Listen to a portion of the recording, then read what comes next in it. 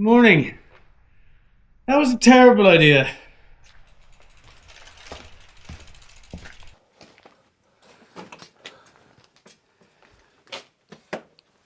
It wasn't raining today when I got up. It was cloudy, but it wasn't raining. And I thought to myself, do you know what? Just accept the weather, go and have a cycle. It's not raining, so you're not going to get too wet. It'll just be a bit grey and overcast. And then at the furthest point away from the farm, it started raining. And I got, well, drenched. Don't know if you can tell, that's the normal colour. That's the rainy colour. Very not nice. And you know what? I've had enough. So what we're going to do, or what you're going to do, is you're going to go pack a bag. I'm going to clean the bike, clean myself, also pack a bag. We'll all meet back in the workshop, and then we'll get in the car.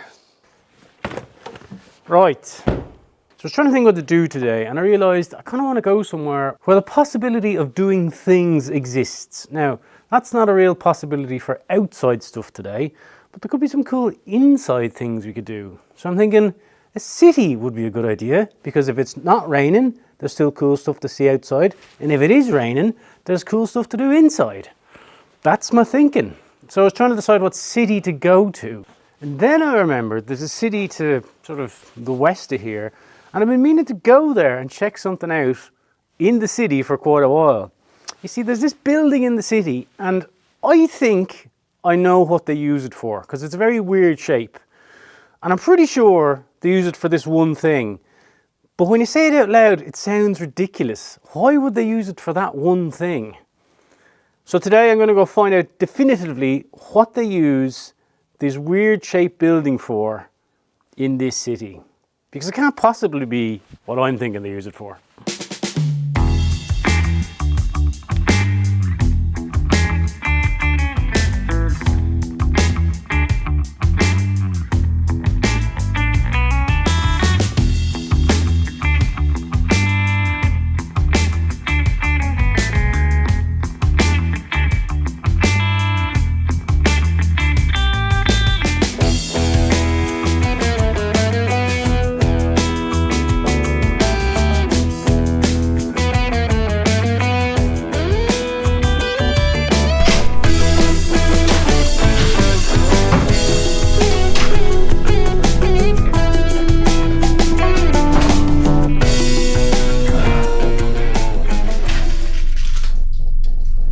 Jenny's.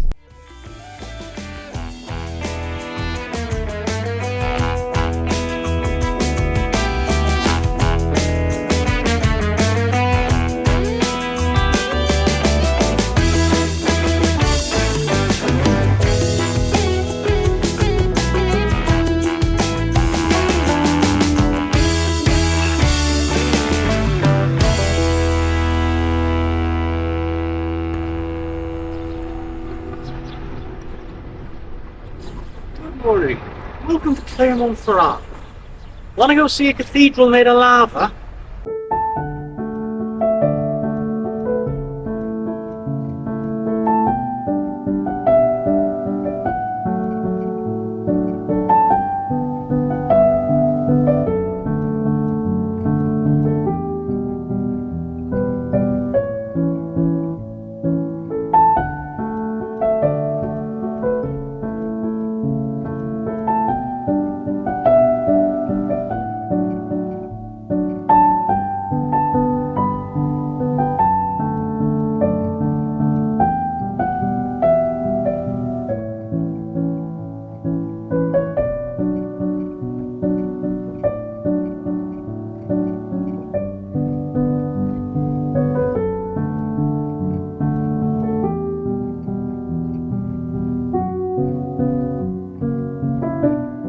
Cool, huh? I'm collecting glass down there. Ruining the sound he is, ruining the sound. It was built in the 13th century from volcanic rock hewn from the ancient volcanoes that ring the Clermont-Ferrand valley. It's pretty cool. It's got 2 spires and a load of scaffolding. But like, I mean, cathedrals are cathedrals. But when you see one built out of volcanic rock, you go, Not the easiest stone to work with. Takes a lot of dedication. Glasgow's ruining our sound. Let's see if we can go find somewhere for a coffee. And I think I found the very place. Now, lovely and a bit weird as that cathedral is, it's not actually the building we've come to see here in Clermont. This is the building we've come here to see today. It's called Le Piste Michelin, and it's owned by the Michelin tire company that are a major manufacturer here in Clermont. In fact, they were originating from Clermont. Let me start that again. In fact, they were started here in Clermont by two brothers who used to make farm machinery. More about that later on. But they're owned by the Michelin tire company. Now, if someone told you that weird shaped building, and it does that at the other end as well, which is sort of 100 meters that way, if someone told you they were owned by the Michelin tire company, what's the first thing you would think they use them for? Because I tell you what I think they use them for. I think they put tires at the top, roll them down the slope to sort of see how they performed and other such tire testing things. But when you say that out loud, it sounds like you're nuts. So today I'm going to find out what they are actually for, because they can't be just for rolling tires down a hill. That can't be what it's for. Right, let's go and find out.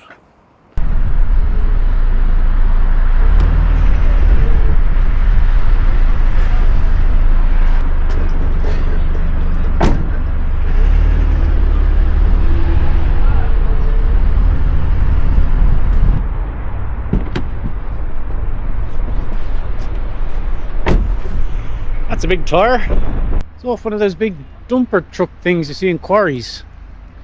Look at the size of that thing. 4.3 meters high. Right.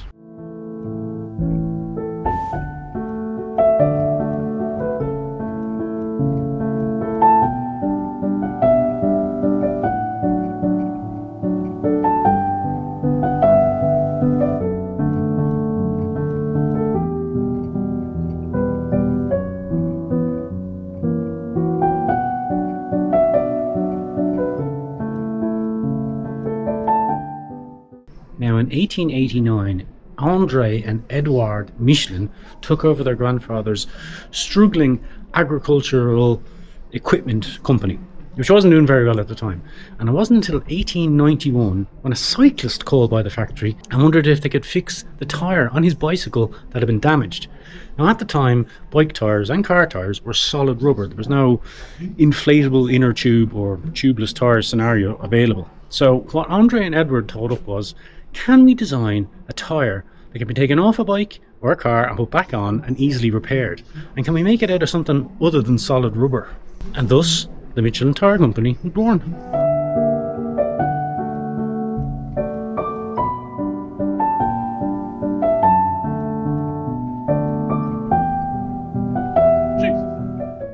Now, the Michelin boys are very industrious fellas. They didn't just make tyres, they branched out into road signs and maps and restaurant guides. More about the restaurant guides later.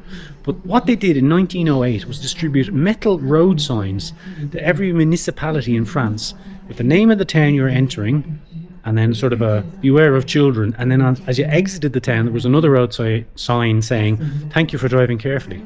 So France has a lot to thank the Michelin brothers for when it comes to road signs.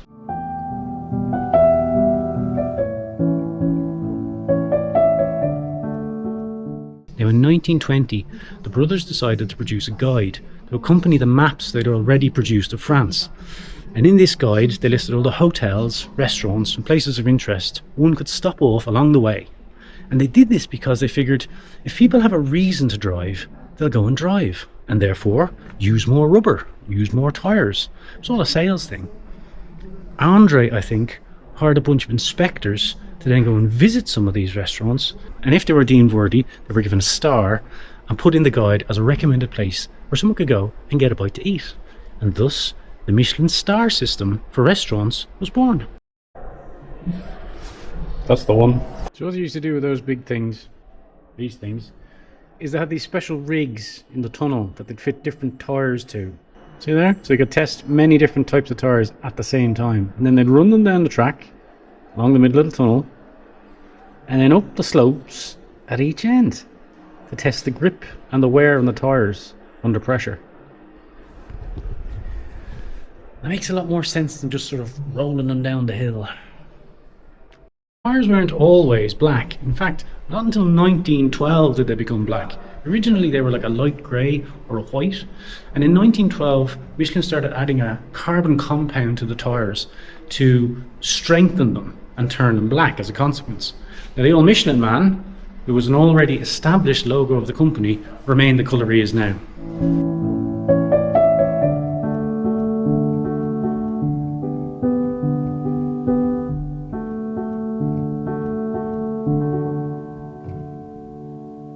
So in summary, that building we saw, that I thought they brought tyres to the top of and rolled down by hand, well, they didn't do that at all. They actually strapped them to the tractor and tested them on the slopes, which makes a lot more sense now that I see it.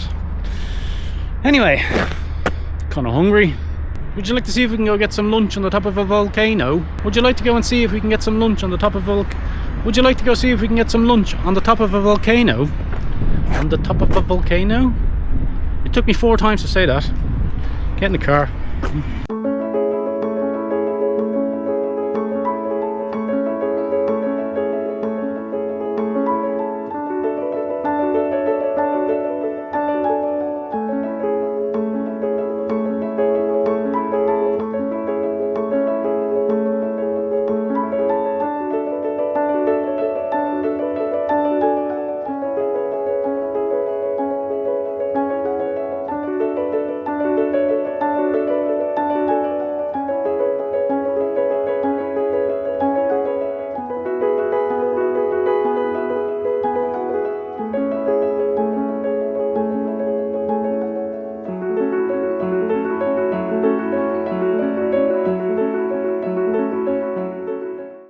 Welcome to Puy de Dôme. It's piggin' freezing up here. It's 4,800 feet high, which in European money is about 1,400 and something meters, and it was formed 10,700 years ago. There's a Roman temple at the top dedicated to the god Mercury, which is sort of a bit further up than where the train leaves you off. Yes, I got the train. So we're going to head up there now and have a look. Thankfully the Romans had the very good sense, in addition to the temple, to building a nice cafe just down from it, which was a rather nice hazelnut cappuccino. Alright, let's see if we can get up these steps without, killing ourselves.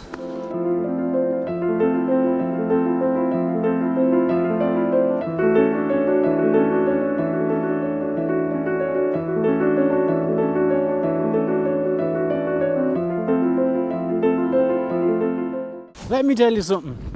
Climbing a volcano with a hazelnut cappuccino to look for a Roman temple to the god Mercury wasn't on my bingo card this morning when I woke up.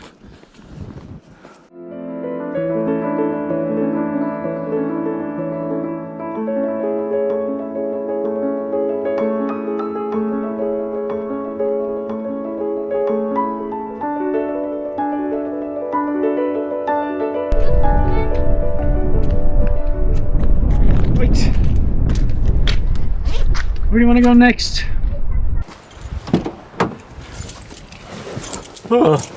Right, if anyone is in any particular rush home, now's the time to let me know. If not, let's go somewhere else. I don't know where else. Do we have a map? Oh, we do have a map. Alright, have we got a map? We do have a map. Let's have a look at a map. See what we can come up with.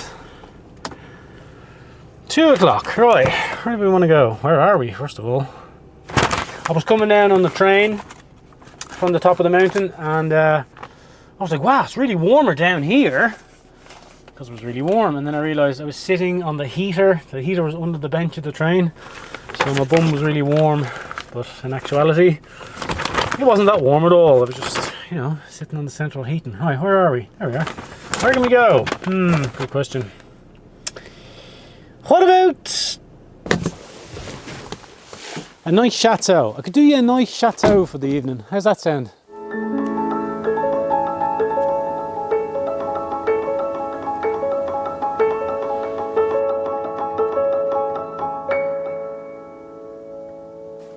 This is the Chateau de la Borde. I don't know anything about it other than it's run by a very nice man called Pierre.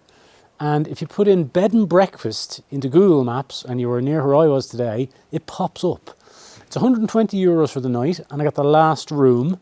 And for 20 euros extra, Pierre will make you a 3-course dinner for all the guests. So the whole Grand Salon, I suppose, will be full of people tonight. So I'm looking forward to having some nice chats with people that are from all over the place.